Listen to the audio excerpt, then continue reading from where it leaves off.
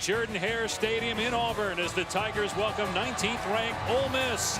The Rebels at 3-1 in conference play, and with a win over Alabama earlier this year and an upcoming game against LSU, they control their own destiny to the conference championship game and perhaps a playoff spot, even with 2 losses. Hugh Freeze in his 4th season at Ole Miss. And Chad Kelly, the starting quarterback for the Rebels. He is the leading passer in the SEC. It's been a rough year for Gus Malzahn and the Tigers. They were ranked 6th preseason, picked to win the SEC, but they come in last in the division with their only win in conference play against Kentucky. But a great chance to right their season here at home against the Rebels. Auburn won the toss and elected to receive. Rudy Ford is back, and Nathan Noble will kick it deep to Ford. Goes by Rudy, even though his first name is Jonathan. He's averaging 30 yards per kick return. We're going to update you on the Auburn quarterback situation here in a moment. There was a lot of discussion whether redshirt freshman Sean White would start his 5th consecutive game or whether it would be Jeremy Johnson, who was benched earlier this season. This will be a touchback, so Auburn will start on the 25, and it will be Sean White to start despite being banged up. He's got a brace on his left leg. He was hit a lot against Arkansas in a quadruple overtime game that Auburn lost on the road last week. Yeah, you mentioned a very physical game. He got hit quite a bit. And you see that brace on his left leg. That's the leg that's closest to the defense. As a quarterback, you kind of worry about that, but Sean White's a tough character. And I think this decision is mostly about protecting the football, which Sean White has done an outstanding job of the last 3 games with no turnover. And White to throw here on 1st down, and the pass is high and incomplete, intended for Ricardo Lewis. White has only turned the ball over once, and that's the biggest reason why Auburn made the change at quarterback from Jeremy Johnson, who had thrown 6 picks and lost a fumble. White threw an interception on the first drive of his first start, but he has not turned it over since. However, he also hasn't thrown a touchdown pass the entire season. Well, I wouldn't be surprised if we do see Jeremy Johnson. Both quarterbacks play. We'll also see Kerryon Johnson in shotgun formation as well. White has an open receiver. Near the 1st down is Tony Stevens. It's a pickup of 11 for Stevens, his 4th catch of the season. You know, early in this game, it's important Auburn gets some kind of rhythm offensively. They haven't played at home in a month. There's Peyton Barber, their workhorse tailback, who carried it 37 times last week. And with the way the season has gone, Dave, for Auburn, here at home in front of their fans who were expecting something very different than what they've gotten so far this year from Auburn, they need to get some rhythm early on. And right away, you see Gus Malzahn getting Jeremy Johnson into the ballgame. Now, he played last week, 1 play. You wonder where his confidence is right now after getting pulled. There was some thought he would be a Heisman candidate this year. And he'll keep it on 2nd down and long. And he's wrapped up short of the 40 after a 1-yard pickup by Robert Kimdichie. Johnson started 1 game last year, and many thought he was the best backup in the country. He was playing behind Nick Marshall. He was anointed the starter coming into training camp, but really struggled early on, and they made the change in the Mississippi State game to go to Sean White, who's back out there for 3rd and 5. And White has time now. The pocket breaks down, and a sack for Marquise Haynes, the SEC Defensive Lineman of the Week. He had 2 sacks in their win against A&M, and he gets 1 here on the 1st drive. And he just comes underneath, and that's just a TE game. Tackle comes up the field, and the end wraps underneath. And Marquise Haynes, their best pass rusher, 5.5 sacks coming in. Auburn has to account for him, especially in 3rd down situations. Kevin Phillips will punt it to Collins Moore. And Auburn has been excellent in punt and kick return coverage. They've only allowed 4 punt returns the entire season. And this will be a fair catch, and dangerous there as he misread that Moore after a 50-yard punt. Chad Kelly leads the SEC in passing. He is the nephew of Jim Kelly, Pro Football Hall of Famer, part of those Bills teams that won 4 championships in the AFC. Remember, he attended Clemson, was dismissed from there. They went to junior college where he won a championship. Ole Miss gave him an opportunity to come be the starting quarterback. Big win at Alabama. The coaches say that he's really matured over the course of the season, but he will turn it over. 10 picks, 5 coming in the last 2 games. And a great opportunity for him here in this environment. It's been kind of an up and down season. See so many plays he makes. 18 touchdowns in reference, but 10 interceptions. And Hugh Freeze wants him to be more consistent, take care of the football. Turned over 3 times a week ago. Come on the road in this situation. You know, you're going to go up against Carl Lawson, who is back for the first time for the Auburn Tigers since that first half of the first game, injured his hip. They're going to run the ball here to Jalen Walton. They rushed for 230 yards last week, and that's because Laramie Tunsil, their outstanding left tackle, is back after missing the first 7 games. You see the numbers for Kelly on the season. School record, 5 300-yard games, and he's got a great chance to break Eli Manning's single-season school record for passing yards. He averages 300 per game the rest of the way. 2nd and 3, and got a man wide open. It's Laquan Treadwell. Treadwell, who suffered a broken leg in the loss against Auburn when both teams were ranked in the top 5 last year. It was a horrific injury. Fumbled on the 1-yard line. When he suffered that injury, they lost the game. He's back. He's had an All-America type season. And he gets a first down out near the 43-yard line. Back to the ground, and Walton. And he is drilled by Trey Williams after a pickup of 1. You know, you mentioned Laquan Treadwell. Watching in the last 3 weeks, you know, he makes plays in the passing game. There's no question. He's one of the best. He and Juju Smith-Schuster, to me, are 2 of the best in the country at the wide receiver position. But it's the things that you don't see that he's doing so well this year. Blocking in the run game on the perimeter. He's such a physical specimen out there. And then also his leadership from the sideline really jumped out to me. Walton finds a hole. And Walton has the first down inside the 35-yard line. So a gain of about 14 on the play for Jalen Walton, as Ole Miss is now inside the Auburn 35-yard line. Yeah, Dave, I think the biggest key for Ole Miss offensively in this game is to establish that running game. You see him take a shot down the field, then they come right back. Hugh Freeze calls an internal run, which was very successful a week ago against A&M. They had 230 yards rushing.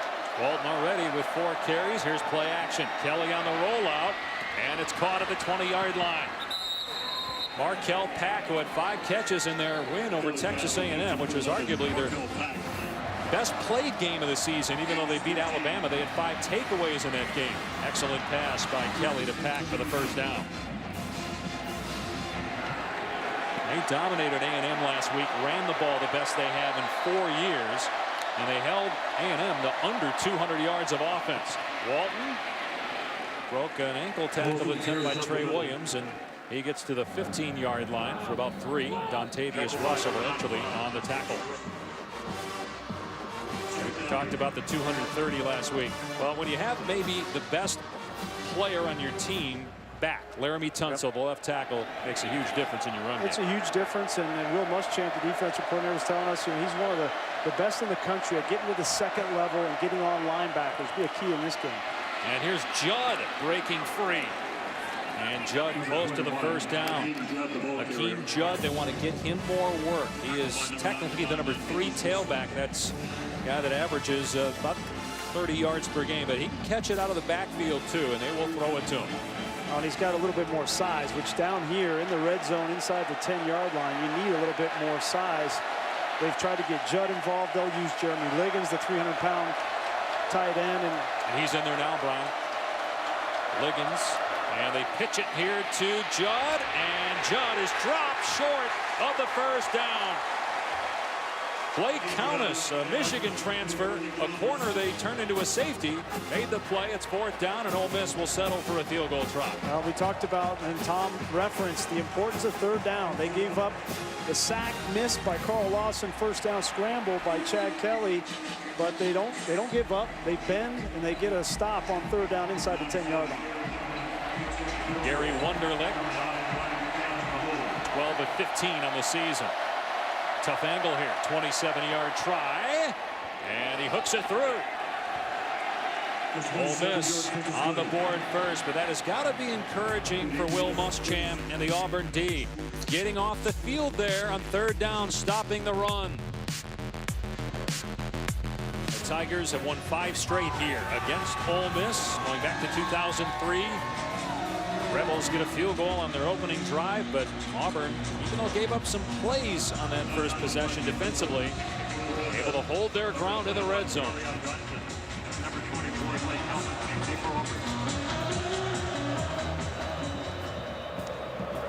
Kerryon Johnson is deep this time for Auburn, along with Blake Countess. But it will be another touchback. Auburn will start on the 25.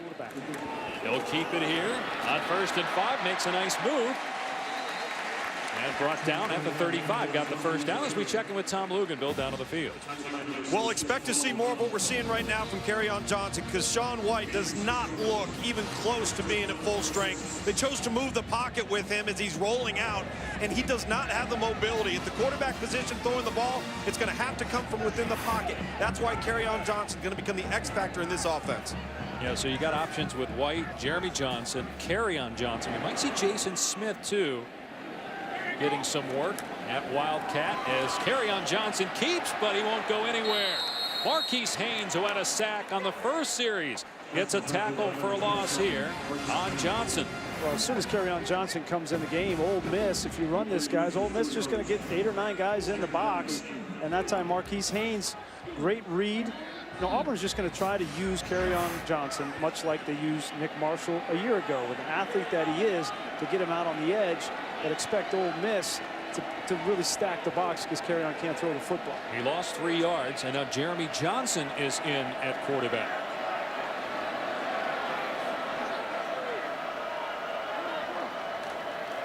He'll run the option. Johnson, at 240 pounds, barrels to the 39-yard line, picking up 6. DeMarcus Gates on the stop. That'll make it 3rd and manageable as Shaun White returns for an obvious passing situation, 3rd and 7. This guy's starting to look a little bit like a Steve Spurrier offense here. Shuttling the quarterbacks in and out. And again, I don't think that this is the way that Gus Malzahn traditionally wants to play, obviously. I think this is because of Shaun White's limited mobility. Obviously, he's got Jeremy Johnson, who has some experience under his belt, and he's trying to take a little bit of pressure off of 13. White finds Thomas, and a beautiful tackle by Mike Hilton, a Thorpe Award semifinalist, taken down at the 35-yard line. So it'll be 4th down and 6, and Ole Miss getting off the field here. A long field goal try coming up for Auburn. Yeah, and I think that was a calculated play from Gus Malzahn just to get in position to allow Daniel Carlson to attempt this 52, 53-yard field goal. He's already made 3 51-plus already this season.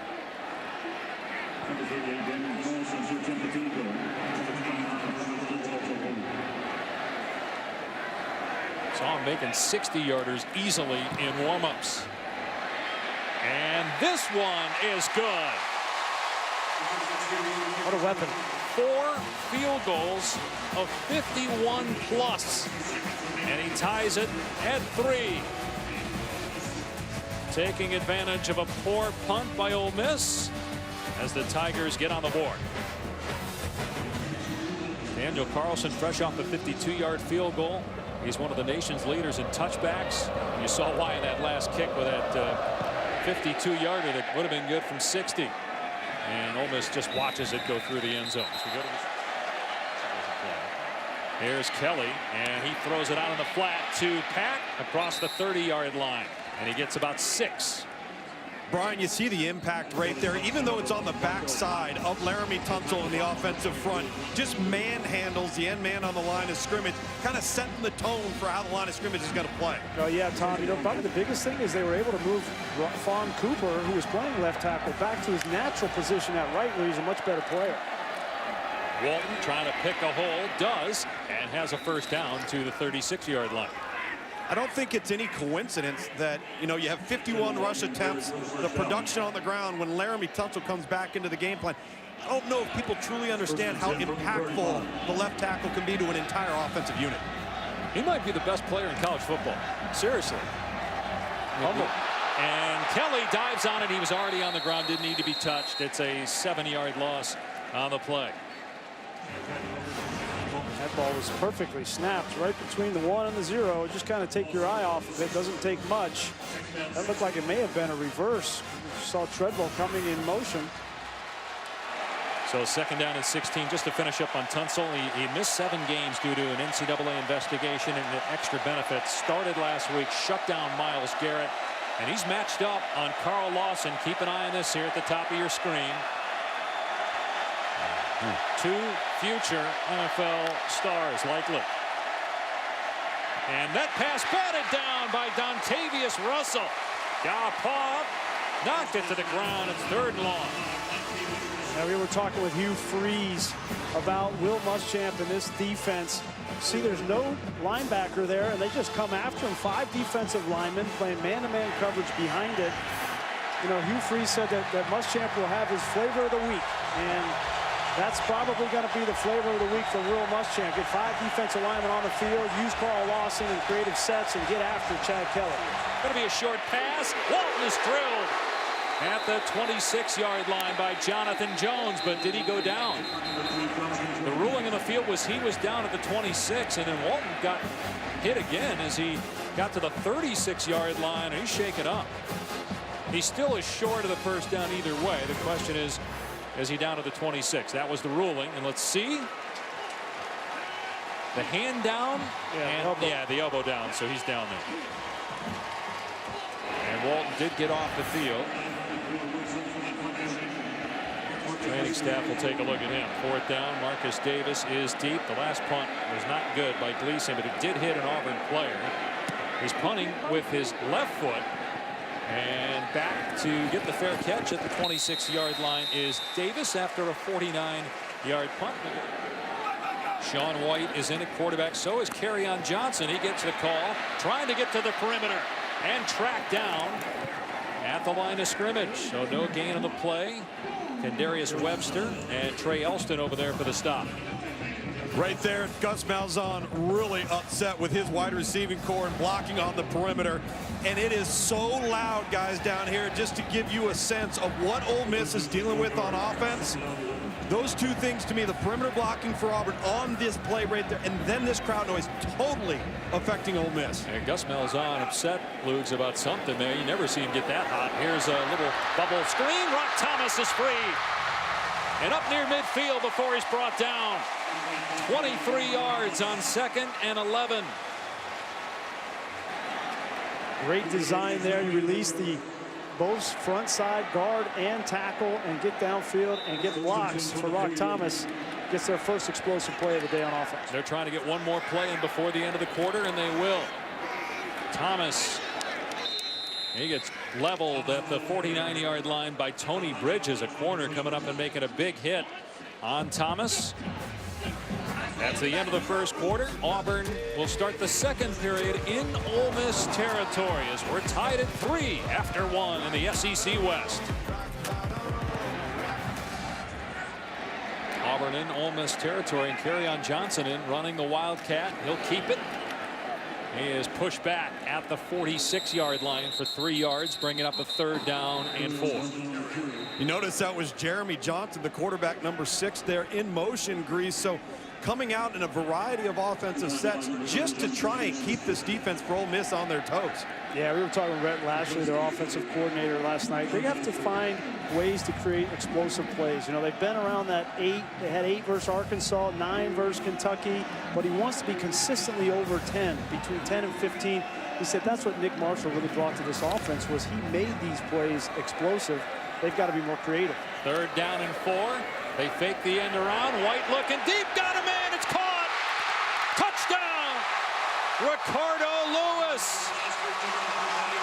Making up for a drop he had last week in overtime that may have cost them the game.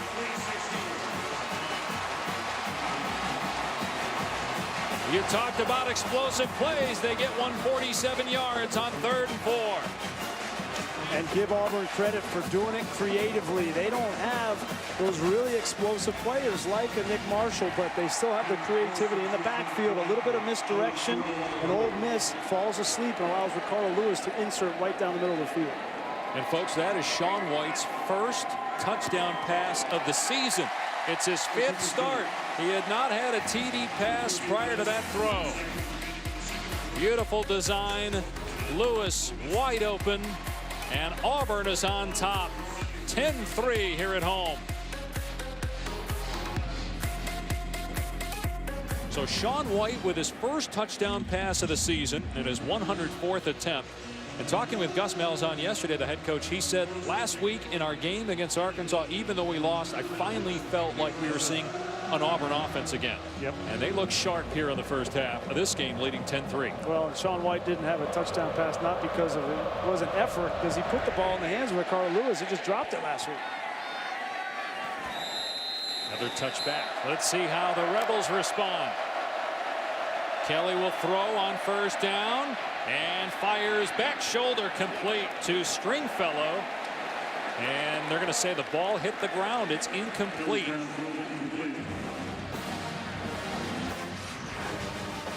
They love these back shoulder throws. Chad Kelly with Stringfellow and with Laquan Treadwell. Picks that off. You got to control that ball all the way to the ground, right? The process, and it looks like the ball did touch the white. That official was right on top of it. Kelly steps up and throws to Pack. And they haven't ruled yet. It's a catch. It's a catch and a first down at the 37-yard line. That was one of the uglier balls I've ever seen thrown. But Pack, nice job. I mean, that's not easy for a receiver to catch a ball that's not spiraling. That's kind of a knuckleball. Great job by Pack in concentration. Gets a big first down. They might need to look at that one further. They won't. They snapped it. And on the carry, it's Wilkins. And he picks up about 3 yards. And Treadwell getting into it with a defender. Carlton Davis. There is some shoving after the play. Well, Treadwell pancaked him. Treadwell knows that to Carlton Davis, a true freshman, he's got good size at 6'1", but as a true freshman, Treadwell's going to eat him for breakfast, especially in blocking. 2nd and 7, play action. Kelly on the rollout. And he goes to the second level for a completion. Stringfellow into Auburn territory. He had Ingram, the tight end, underneath, but he went to the deeper man, and it was the right decision for a first down. Well, I think he heard me say that the last throw was pretty ugly because this one was a laser. I mean, on the move, that ball is thrown perfectly, and you see how explosive this offense for Ole Miss can be. You think they're backed up, 3rd and long, can't get rid of the football, and all of a sudden they get 2 first downs. They hand it off to Pack. He was looking to throw, and Pack brought down for a loss. All right, Bud, it's 10-3 here. Auburn on top. Play fake for Kelly, looking downfield, airing it out, and it was thrown out of bounds. Intended for Stringfellow. Got to give your receiver a chance. Well, give him a chance. He took one right in the chops. Casanova McKenzie came straight up the middle once again, unaccounted for, and this is why playing quarterback is tough. That's wicked. Clean hit, but wicked. They have got to start accounting for Taz McKenzie through the A-gaps.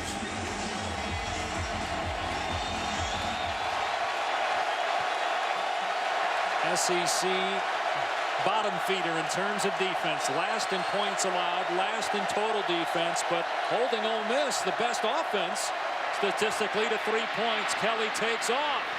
Tripped up by Jonathan Jones. He'll come up short of the first down. Same area of the field where they went for it last time. Or they're going to go for it, and then there was a penalty. They punted the first time they were around here, and it looks like they'll go on 4th down and 2. Yeah, well, he made the decision to go for it last time, and Laquan Treadwell jumped offside, so I'm not surprised he's going to go for it again here. 4th down and 2 for Ole Miss. Trailing 10-3.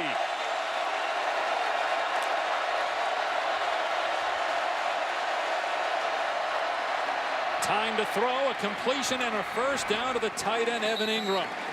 Such a reliable receiver, and he gets to the 35-yard line for 6. And that was a good timeout. Get the right play called, get the matchup you want, Evan Ingram hasn't caught as many balls this year, but he's been affecting this offense in a lot of positive ways. Kelly to the sideline, and Stringfellow, another gain of 9 on the play. It's interesting that Auburn threw it and didn't get it on 4th down. Ole Miss elected to throw it, showing trust in the quarterback Kelly, and he put it on the money. Yeah, but that's Ole Miss's offense. They've been throwing the ball all over the lot all year round. You expect him to throw it on 4th and 3. 2nd and 1. They'll keep it on the ground, and it's a first down for Judd. Great move, and Judd is into the end zone for the Ole Miss touchdown.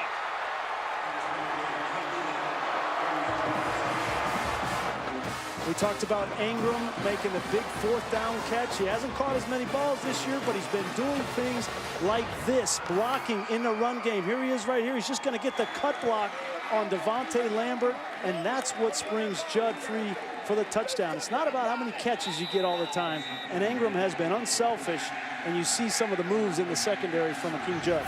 His 3rd rushing touchdown, and the extra point ties the game at 10.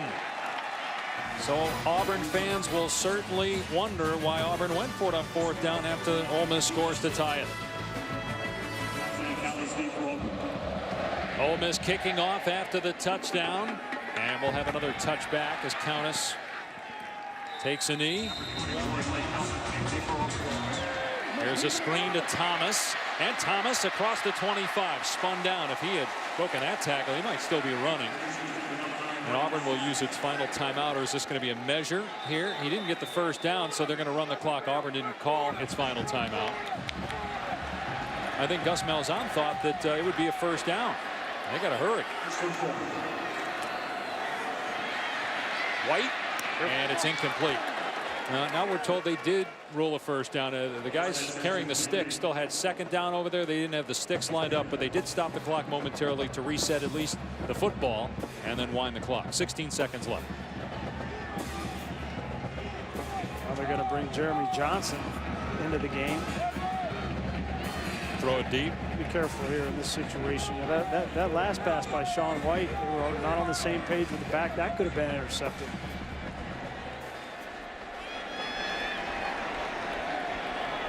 Ole Miss has 2 safeties about 30 yards downfield. It's going to be a quarterback run.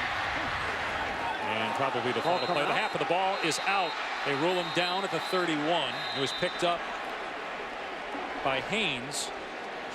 The ruling on the field is that he was down. Let's take a look to make sure. Kimdichie came down right on top of him. See, Kimdichie gets that big paw in there. Oh. It was close as to whether it was coming out.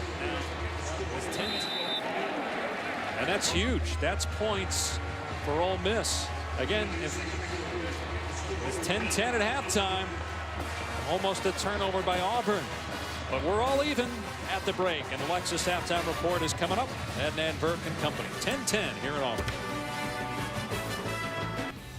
Coach, you've been able to get off the field on 3rd down on defense and get a couple of explosive plays on offense. How can you continue to do that here in the second half? Well, first of all, our defense done a great job. They've got a lot of playmakers over there. I think the big thing for us is offensively is we got to manufacture some rush yards. You know, there's some opportunities down the field, but we got to run the football to have a chance to win. Will we continue to see maybe more of the Kerryon Johnson Wildcat package to accomplish that? We could. I mean, they're putting a lot of guys up there. There's no doubt about that. But, you know, we think we have a good feel for what they're doing, so we'll see what happens second half. All right, thanks, Coach. Ole Miss controls its own destiny in the SEC West if it can win out. Tied with Auburn, though, at halftime. As we are back at Jordan-Hare Stadium. Dave Pasch, Brian Greasy, and Tom Luganbill. Time for our AT&T strong performance. And Brian, that first half, really the story was defense on both sides. We saw a lot of future first-round draft picks making plays out there in the first half. Well, and I think for Auburn, you held them to 10 points. They come in averaging 41 points a game, Ole Miss does, and this defense for Auburn, as we look at our AT&T strong performance, you look at Carl Lawson, the impact that he's had early in this game. On the outside, you mentioned that matchup against Laramie Tunsil. Take a look at the technique, the hands here to get around Tunsil and get pressure on Chad Kelly. And then Kaz McKenzie, he's lined up all over the field, on the edge, on the inside. You get this kind of pressure, this kind of hit on Chad Kelly, a big hit. That starts to pay dividends later in the game. So they got to feel real good, and Will Muschamp's got to feel good about the way his defense played in the first half. Yeah, Lawson out since the opener. He was hurt in the first half against Louisville with a hip injury. And he had 2 tackles for a loss and a sack in that first half before he went down with an injury. And he missed all of last year with an ACL. So it's a guy with a ton of talent that we're really finally getting a chance to see on display. Ole Miss left some points out there. An interception by Chad Kelly towards the end of the half. And then Auburn, it was close to whether Jeremy Johnson fumbled the ball. The ruling in the field was that he did not, that he was down, and then replay confirmed that, even though it didn't look like replay confirmed it. Should have been announced that the ruling of the field stood. All right, let's check with Tom Luganville down on the field. Well, you know, we've talked so much about these defensive players. Robert Kimdichie was the unanimous #1 ranked player in the 2013 class. We know the impact he's made. You know who #2 was? Carl Lawson. And really the only difference between the two right now is the fact that Carl Lawson has dealt with some injuries, hasn't had the consistent on-the-field play.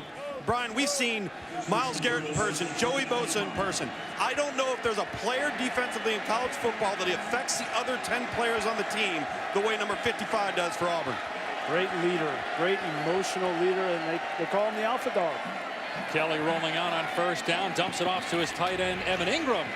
And that was well defended at the 28-yard line by Jonathan Jones and Jonathan Ford. So a 3-yard pickup. But the way that you neutralize Carl Lawson, Kaz McKenzie, and this resurgent rush attack and rushing the passer for Auburn is run the football. I think Ole Miss in this second half, they've got to get back to running the football. And here's Walton off the right side and dropped by McKenzie after a 2-yard pickup. In that first half, Ole Miss ran for 91 yards on 21 attempts. They threw it 26 times. And Chad Kelly passed for 139 yards. He is the SEC's leading passer, 12th in the country at over 300 yards per game. He also leads the conference in touchdown passes. You know, I looking at the stats with Chad Kelly, a lot of those stats were padded against teams like UT Martin, Fresno State, New Mexico State. I don't put a lot of stock in those stats. I got to run the ball. Kelly throws complete. That was a great catch by Evan Ingram. Snared out of midair for a first down to the 45 for 15 yards. Same play they convert on 4th down in the first quarter. Same play that he dropped for the interception at the end of the second quarter, and they just keep coming back to that little, it's called a stick route. Just turn out, throw the football. And here's some trickery as Treadwell was going to throw it deep. He throws it anyway, and it's complete to Walton down the sideline. How often do you see a trick play where after the first read isn't there, the guy just takes off, but Treadwell didn't do that?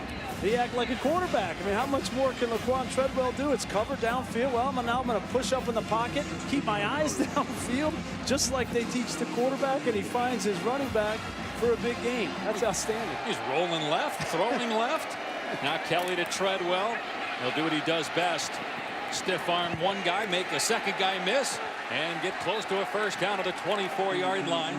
Laquan Treadwell, a junior who in this game last year against Auburn had his season come to an end. A horrific leg injury as he was going in to score. He fumbled on the 1-yard line of Auburn. Ole Miss lost that game. They lost Treadwell for the year. He's back and leading the conference in receiving. Incompletion there off the chest of Stringfellow as you had Treadwell out there set to block Carlton Davis. I think Laquan Treadwell had a conversation with Hugh Freeze at halftime. Said, hey, man, I only got 2 catches in the first half. You might want to try using me a little bit more in the second half. 54 catches coming in, which leads the conference. Almost 100 receiving yards per game for Treadwell. 2nd and 10. Kelly dumps it off, and another drop. This one by Walton. And another big hit by McKenzie on the quarterback. You know what we're seeing early on offensively in terms of tempo and then getting the ball out of Chad Kelly's hands, Brian. Everything has been quick. I don't know how confident they feel with this crowd that they can protect against this 5 defensive man front for Auburn in pass rush situations. Well, you're right, Lugs. He just got hit again by Kaz McKenzie on the same stunt. But he needs some help from these wide receivers. They got to stop dropping the football. 2 drops in a row. 3rd and 10. Here comes pressure again. Kelly sidearms it.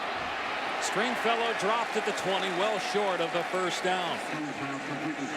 And Ole Miss will try a field goal here of about 38 yards. You know, we saw Auburn self-destruct a little bit last week, dropping the football. Ricardo Lewis had some. And now we see today, Ole Miss, you come on the road in an environment like this. Yeah, Auburn hasn't played as well as they had expected this year, but you drop the football, you're going to be in a dogfight. 37-yarder on the way. And Wunderlich is 2 for 2, and Ole Miss has the lead.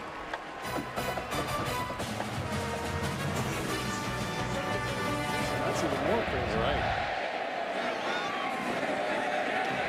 Another touchback. It will come out to the 25. They were injured. First down to the 25-yard line. White back to throw, in trouble. Eludes pressure. Throws deep. Pulled in. Inside the 40 by Melvin Ray with 2 defenders on him.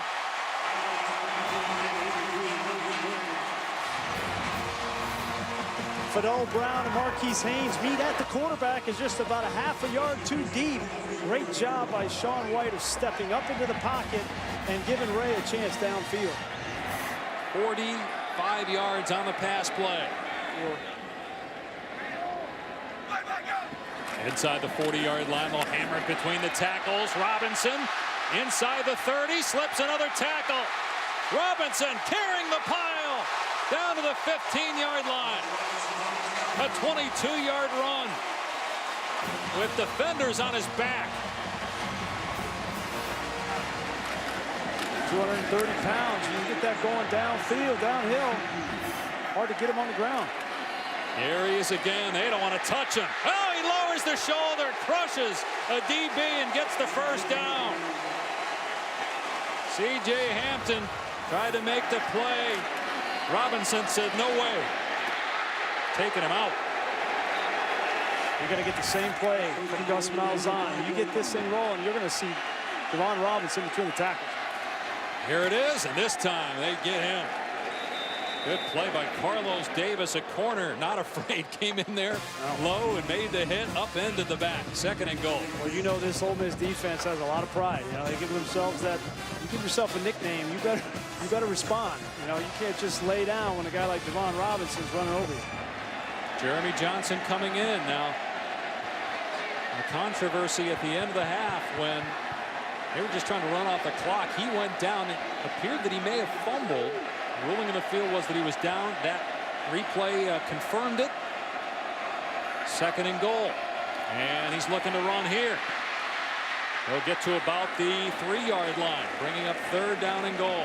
Boy, I'd be hard pressed to take Javon Robinson off the field in that situation. You know that the Ole Miss defense is going to sell out for him. So if you don't want to give it to him, you don't feel great about it, then just have the naked off of it with Sean White. They're going to bring him back in. Yeah, but now it's 3rd and 3, and it's difficult to run the football into the end zone here. Unless you're thinking 4-down territory. I just think 2nd down was the time for play action if we were going to do it. 3rd down and goal from the 3. White rolling out, looking, and he actually lost yardage. He should have thrown the ball. He didn't. He got pushed out by DJ Jones, and now they have to try a field goal. You're 4th and goal near the 6-yard line. See, that's because of the 3-yard loss. It's just a missed opportunity there, and I don't put that on the players. That's on the coaches. That's on Gus Malzahn in that situation. I understand that Jeremy Johnson's been your kind of inside the 5 quarterback, and he's a big runner. But you were running the ball well with Javon Robinson. To spread it out and think that Ole Miss isn't going to be ready for a quarterback draw, it's not your best play in that scenario. And last week, all they did against Arkansas was keep running the same play, hammering the ball, but they went away from it on that drive. And it worked against Arkansas. 23-yard attempt by Carlson to tie the game. 13 apiece with 3:46 to play in the 3rd quarter.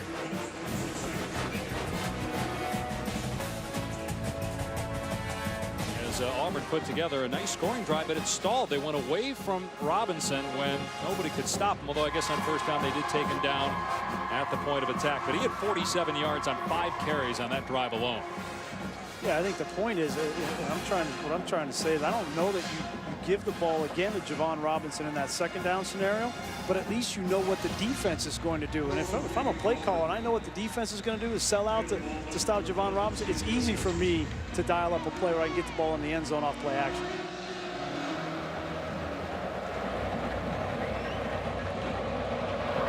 Carlton and Wilkins are deep.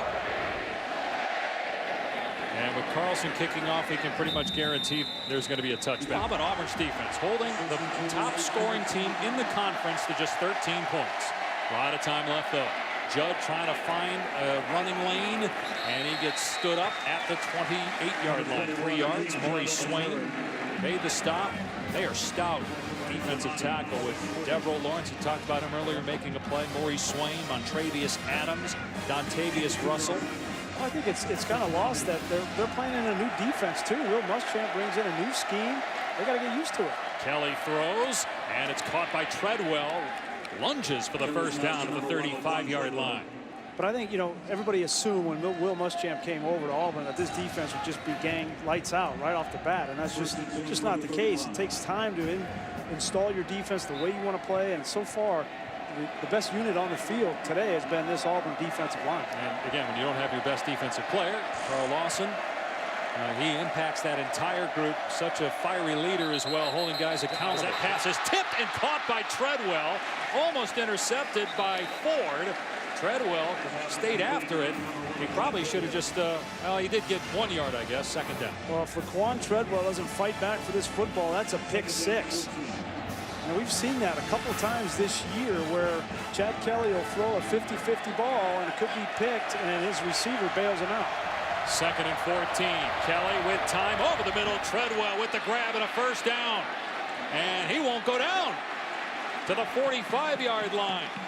Put his hand on the ground, but that means he's still alive. And he got an extra 5 or 6 yards because of it. There's no quit in number one. You mentioned broke that leg in this game a year ago. Look how he competes on every single snap. It's that attitude. You know, when he broke his leg, first thing he asked, did I score? Did we win the game? It's his attitude. Kelly with time, long throw, deep ball, caught inside the 10. Great move of the 5. Heading to the end zone is Derek Jones, his first touchdown this year.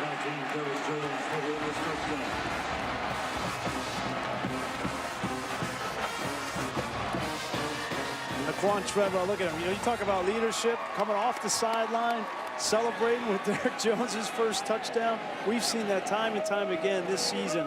Laquan Treadwell, the leadership piece of it. Great double move on the outside by Jones.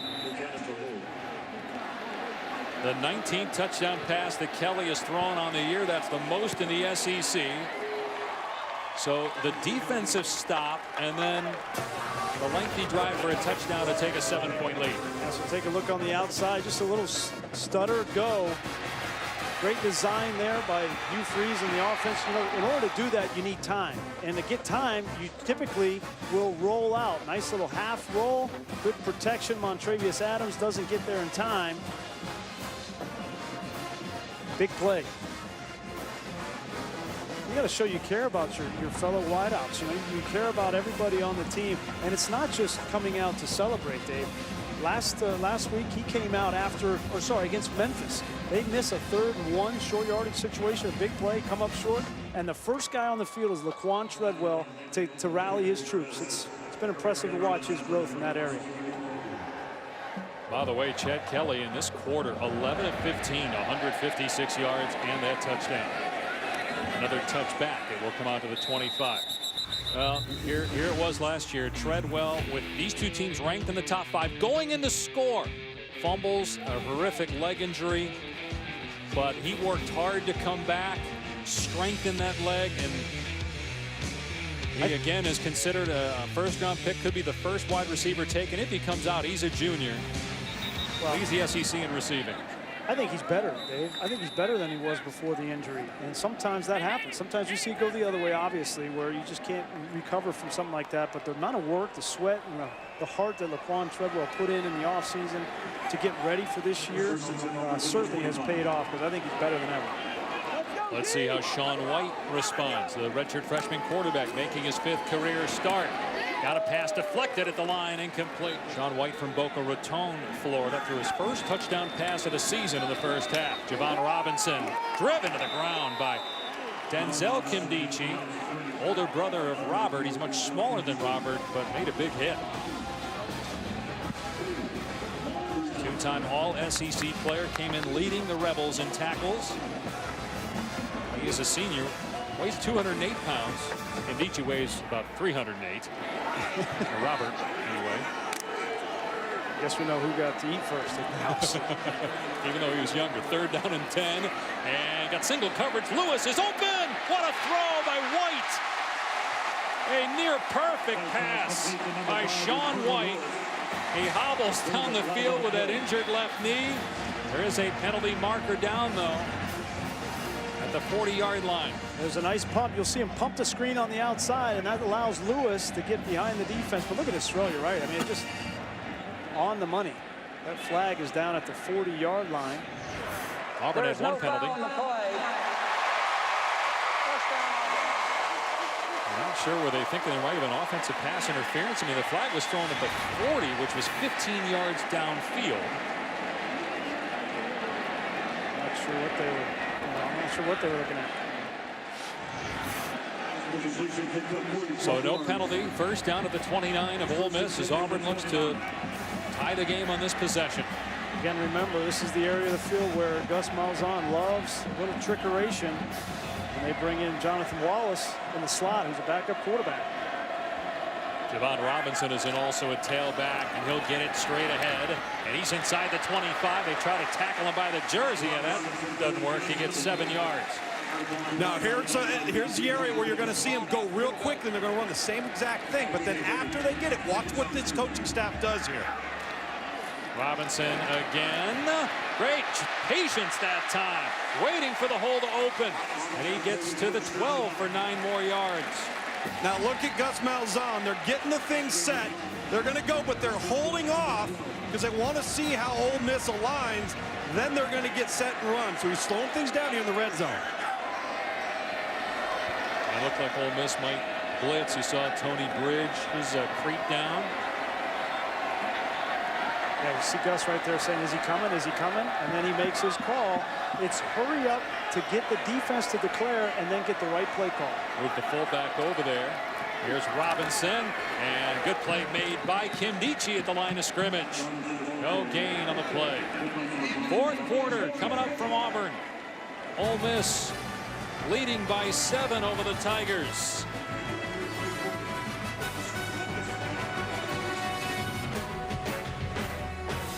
Ole Miss comes in 6-2, 3-1 in the SEC. Auburn 1-3, trying to right its season, get to 5 wins overall. And they are in the red zone with a 2nd down and 10 at the 12-yard line of Ole Miss. They got the quick out to the receivers anytime they want it. White to throw to the end zone, incomplete. The receiver Tony Stevens got turned around that time. So it's 3rd down. He was open, though. It was the right idea. They throw the ball to the outside because the corners were so far off and inside. If they would have just brought that ball down a little bit, it would have been an easy touchdown for Stevens. And on 3rd down and 10, it's an obvious passing situation. Javon Robinson is in the game. He had 62 rushing yards in that 3rd quarter. Maybe Gus Malzahn's thinking this 4-down territory.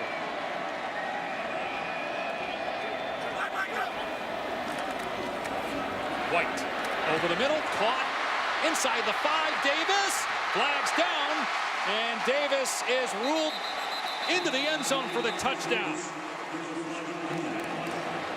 The 2 penalty flags are down. The linesman says it's a hold on the offense. Holding. Offense, number 87. That's a 10-yard penalty. Replay, 3rd down. Gray King, who does not play a lot, was out there on that play and committed a foul that cost him a touchdown. And you didn't need to. You Gray King right there. You see, trying to get a block, and you just get an arm wrapped around. Costly penalty there. I don't think that Bridges is going to make that play either way. That's a killer. Now you're 3rd down and 14 at the 16-yard line, so maybe you're out of 4-down territory here. See what happens on 3rd down. White slides up, passes into the end zone, incomplete. That may have gotten tipped at the line. Kendarius Webster probably should have picked it off. That came out awkwardly, though, from White's hand. It's 4th down, and they will try the field goal. Yeah, Ricardo Lewis went out, and I think Sean White was expecting him to come in, but they were very fortunate that that ball was not intercepted. because obviously you get an opportunity here with Daniel Carlson, who's a sure-footed kicker, to make this a 3-point game. Need 4 points if he can put this through here. Carlson 2 of 2, made a 52-yarder and a 23-yard try. And this one hooks through. So the Tigers get 3 points out of that drive, and they're down 4. So Ole Miss and Laquan Treadwell will be back on offense when we come back. He's done it all today for the Rebels, who have a 4-point lead early for it.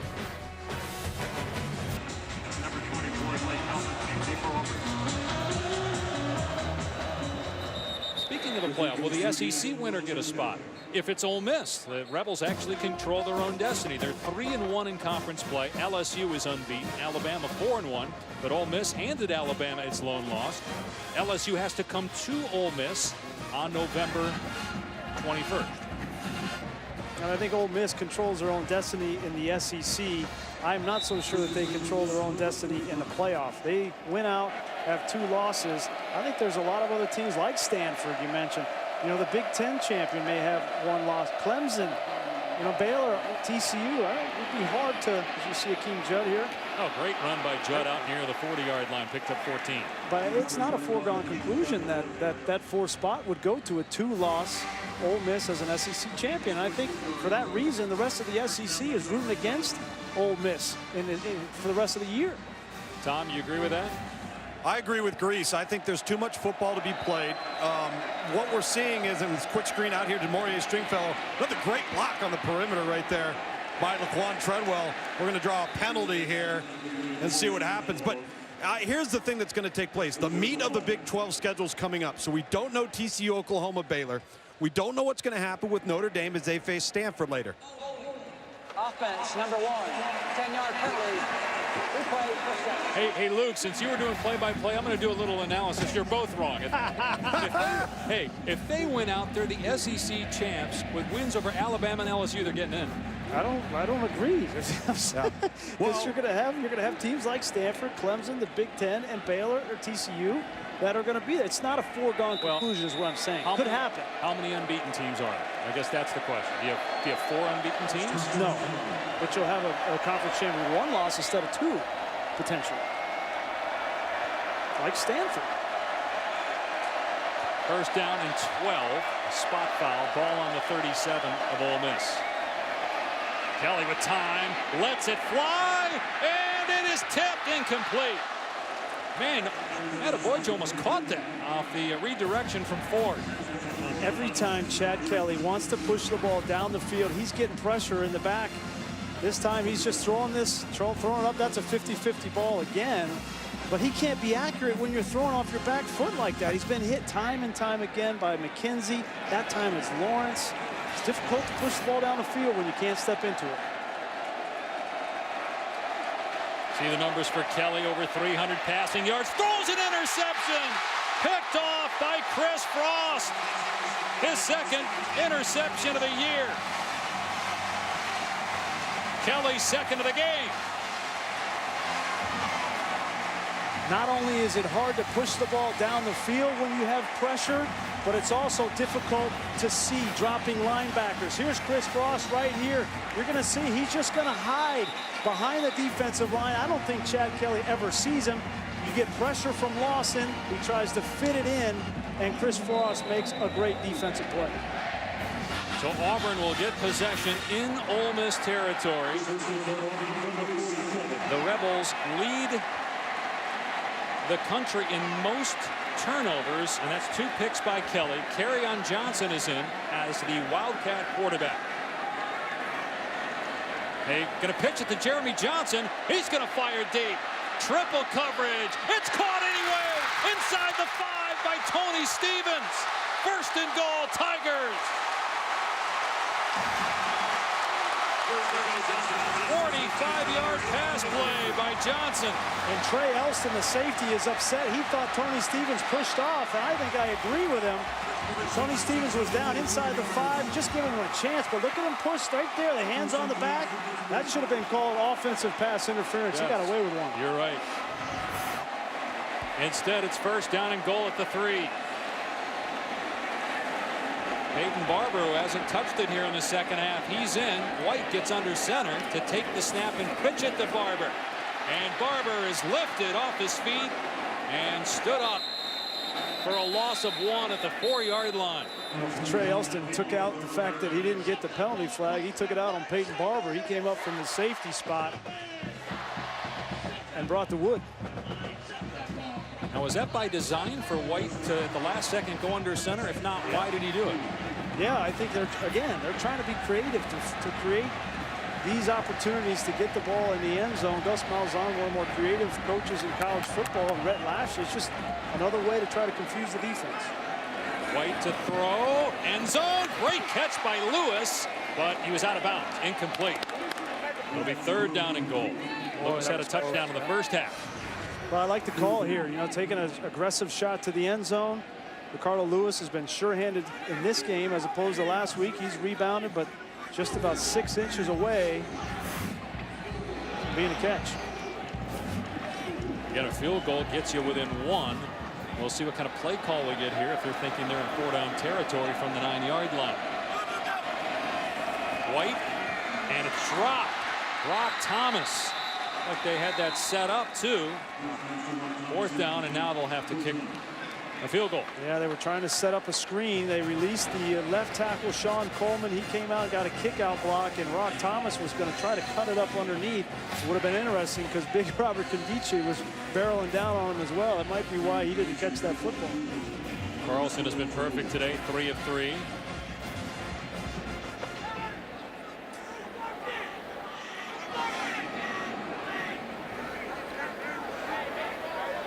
Another short attempt, 27 yards. Auburn has not been very good in the red zone today in terms of touchdown percentage. Carlson's money on that kick, and it's a 1-point game at the 12-minute mark.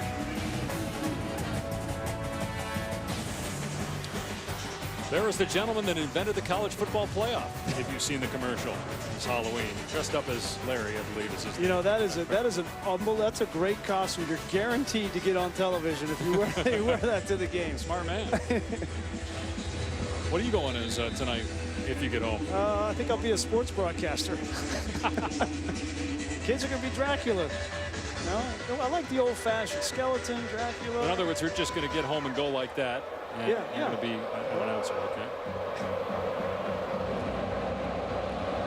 I'm going to go with stilts, tie-dye, and ask people if they've ever been in a volcano while it's erupting. Take a guess who I'll be. Let's see the response from Chad Kelly off the interception. I'm going to hand it off. Walton. Not Bill, but Jalen across the 25 gets about 4 to the 29. Montravius Adams on the stop. Well, no surprise the response there is to run the ball, but this is what Will Muschamp told us this week. He said, listen, with as many wow throws that Chad Kelly will make, he will also make some bonehead throws. He's going to throw it to us, guys. Just be patient. Had the pick in the first half, Tom. That was on a deflection. It was a great play. Second interception by Frost. Kelly throws wide open as they leave the best player on the field, Treadwell, and he gets to the 38-yard line. You know Hugh Freeze is banking that this fierce pass rush is not going to continue through the 4th quarter. And if you give Chad Kelly time and Treadwell space, they're going to make you pay. And right now, Carl Lawson's on the sideline. If I'm Hugh Freeze, I'm calling my passes when 55's on the sideline. 33-yard pass play. Back to the ground game. Walton finds a hole. Gets pinballed backwards, though. Tackled by Byron Cowart. A pickup of about 2 on the play. And even if Ole Miss were to get a touchdown, it still would be a 1-score game as Lawson stays on the sideline. Even Will Muschamp didn't know how many reps he could give Lawson, given the lack of conditioning and being out all the time with a hip injury. Kelly off a play fake, rolls, throws complete, and another Ole Miss first down. Cody Core, the Auburn native, on the catch, and 12 more yards. Here comes Carl Lawson back on the field. I think Will Muschamp realizes, look, I can't keep him over here. I got to get him out there as he brings his true freshman Byron Cowart out. But they've been great in the red zone, Dave. Now they're in the red zone again.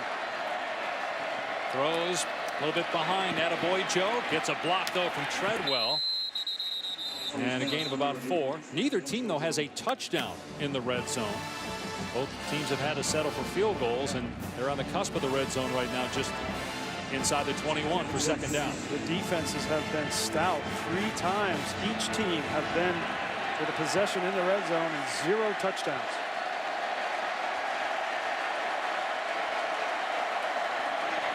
Kelly to the end zone, and Treadwell. Oh my goodness! Over the shoulder touchdown! One of the best catches you'll see in college football in 2015. This is routine for Treadwell. This is what he does all the time. They finally got the matchup they wanted with freshman Carlton Davis on one of the best wide receivers in the country, and Treadwell is not going to miss that throw. That's a lot more difficult than it looks. You got your back to the football. You stick your arms up while you got a defender grabbing your jersey, and he pulls it in for 6. Point after makes it an 8-point lead for Ole Miss. Treadwell's been doing everything, throwing passes, blocking guys downfield, and now getting a touchdown catch. Laquan Treadwell, 7 catches, 114 yards and a touchdown. His 5th 100-yard game of the season, tying a single-season Ole Miss record. I don't know if people realize how difficult of a catch that was over the shoulder. You think I'm exaggerating, don't you? You think that was a great catch? It was a great catch, but I mean, you go a little overboard, you know. Give a little credit to the quarterback every now and then. You know, he gets hit. And Wait, didn't you tell me he threw it over the receivers? I thought you said he threw it over the wrong shoulder. Here's Kerryon Johnson past the 30. Good return to the 32. They'll run. Robinson finds a hole, and then he gets upended at the 46-yard line. A gain of about 5 on the play, 4.5 and counting. You know, the other thing, Dave, is I haven't seen Denzel Kondichi out there on every snap. They're rotating that defensive line. Those guys are getting gas. You know, in the first half, we saw all kinds of pressure. Not here in the fourth quarter. Yeah, Robert Kondichi not in there. They run it again. Robinson behind the blocker gets into Ole Miss territory, close to the first down at the 49-yard line.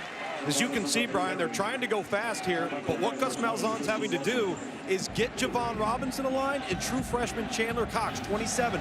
They've had a little bit of trouble getting a line. He wants to go fast, but he's got to make sure everybody's on the same page.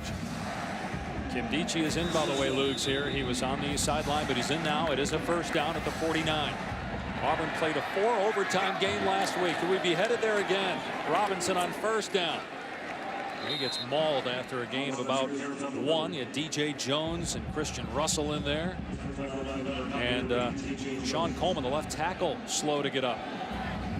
Coleman, a 2-year starter, is a guy that missed 3 years battling leukemia. He's a graduate student.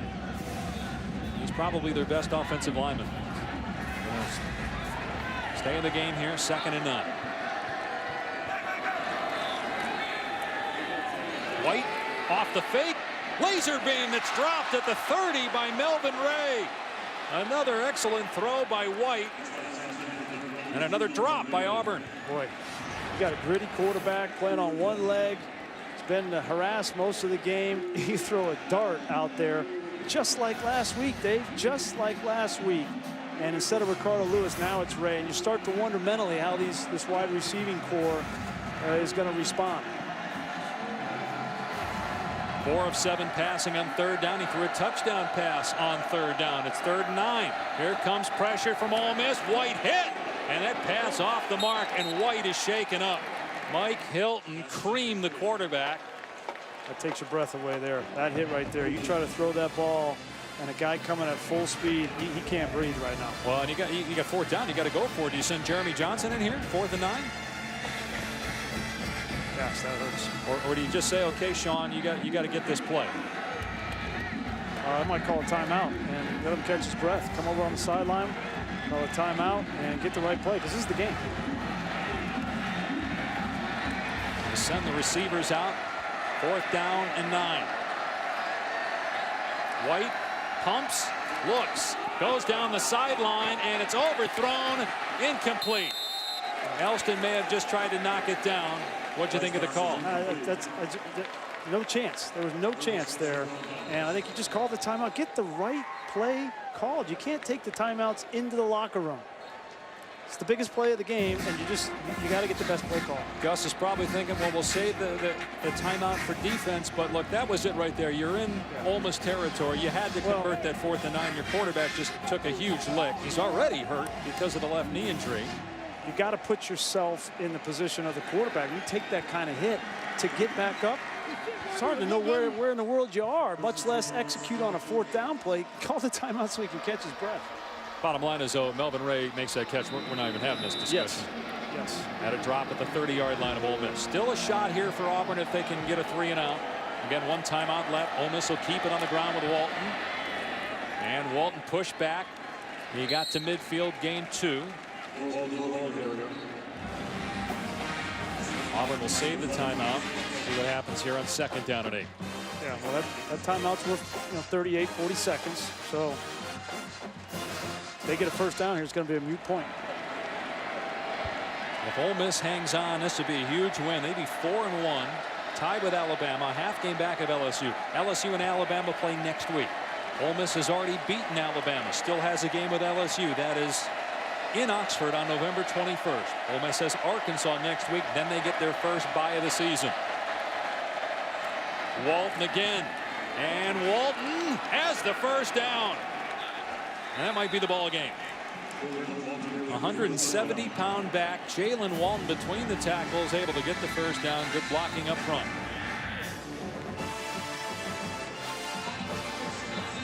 And Auburn will call a timeout here. 2:16 remaining, and Ole Miss leading by 8.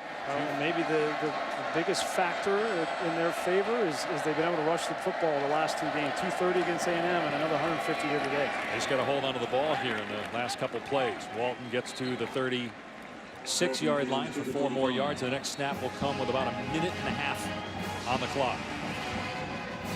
And Arkansas 3-4, but that'll be a physical game.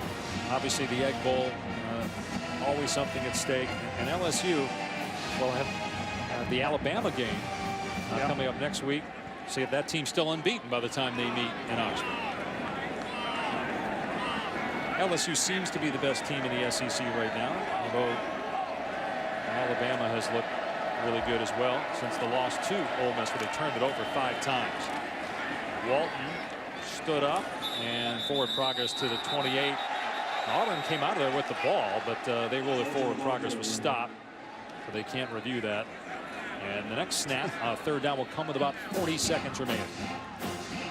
Well, you mentioned LSU, the best team in the SEC. I think we're going to find out in a couple of weeks, and then when they play Ole Miss again. But certainly the most improved offense, I think, in the SEC. And a lot of people talk about Brandon Harris and the amount of yards. Yards don't mean anything. It's about efficiency with LSU, and they're now the 2nd-ranked team in the SEC in pass efficiency. So they've got it working on both sides of the ball, that's for sure. Not done yet, though, here. Auburn can get a stop, and they do on 3rd down and 3. Jordan Wilkins is tackled, so Ole Miss has a decision to make on 4th down. The next snap will come with about 12 seconds on the clock. How do you handle this? Well, you just can't wait. Well, no. Look, they're not going to punt for the 32, right? And you're probably not going to kick a field goal because Georgia Tech, Florida State, you got that on there. So do you go for it? That's the option, right? To go for it and then trust your defense basically with 6 seconds left? This is a little bit of a different situation than the one I know you're thinking about, the Michigan State, because they're on the plus side of the field. So I would anticipate that Hugh Freeze would call a play to run as much clock as you possibly can on 4th down. 12 seconds to go. If there is a change of possession, the clock will stop. Auburn out of timeouts. Now, you don't want to lose too many yards here. You can run around and take some time off the clock, but you don't want to go backwards. Here's Walton, and he is tackled. The clock will stop with 8 seconds left. So maybe you have one play to the sideline for 10 or 15 yards, and then a Hail Mary. Well, Jeremy Johnson can throw the ball about 80 yards, so I fully expect him to be. I'm not so sure that we even need to get 10 more yards. Well, we've seen some miracles happen here at Jordan-Hare with the kick 6. The prayer at Jordan-Hare answered by Ricardo Lewis. That was in a season where Auburn went to the BCS National Championship game and lost to Florida State. Johnson is on the sideline right now for Sean White. Ole Miss puts 3 guys deep. And they got Laquan Treadwell deep. Why wouldn't you? Stringfellow is back there as well for the hands team. Here's White. Here's that pass we were talking about, just one play and get out of bounds near midfield. Marcus Davis, 3 seconds left. And let's see if Johnson comes in for the Hail Mary. Now it looks like it's going to be White. Boy, I'm surprised at that. Well, now here he comes late. I was going to say, I'm surprised not only because White, you know, in his arm, whether he can get the ball down there, but also he's not real mobile right now. 3 seconds remaining. Auburn needs a Hail Mary, and then they got to convert the 2-point play. Johnson moves to his right, backs up, being chased, and throws incomplete. The game is over, and Ole Miss wins it 27-19. For Brian Gracie, Tom Luganbill, our entire crew, I'm Dave Pasch. So long from Auburn. Ole Miss improves to 4-1 in the SEC. Now let's take you out to Lubbock, Oklahoma State, and Texas Tech.